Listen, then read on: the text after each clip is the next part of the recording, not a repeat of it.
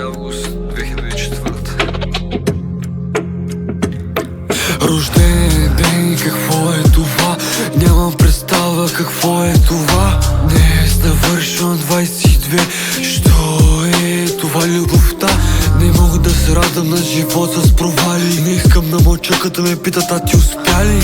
Искам да са горди с мен, да си кажат: тати е феномен. На 3 татко избяга, за което празнувам. На 4 без то, какъв подарък да умувам. На 6 проверки вкъщи, на кое да се радвам. На 12 сме без ум, отрано се осъзнавам. На 14 вече ме мразиха в училище. На 15 трябваше изменим с новото ни жилище. Така до 16 пада на земята. Дявол пред очите ми иска да ми вземе душата. Живота ми не е това, което изглежда. Изпълнен се от странни, от леката зловеща. Чудиш се как така не ми личи. Усмивката прикрива многото очи. Но нали най-тежките войни са при най-силните. Строми се, че лъжа, понеже са ми тежки битките. Явно зараза все още тук има причина. Времето ще покаже или рано ще си отида.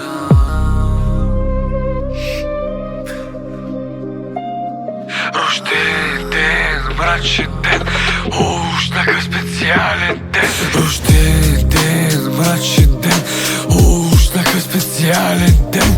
Няма място за вълнение в мен. Избирам тъмния ден пред рождения ми ден. Рожден ден, мрачен ден, уж такъв специален ден.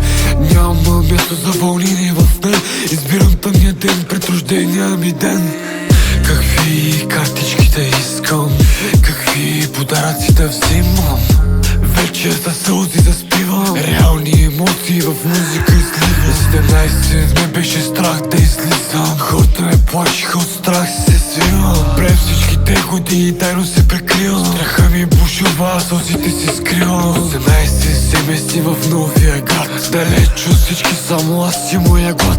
Сам зад нови хора изпитвам яд. Мълча си, за да не създавам ад. На 19 затворих вътре в себе си. А верите се чудя, таче пък къде ли си? Никой не знае през какво преминаваш. Просто защото не искаш смут да създаваш.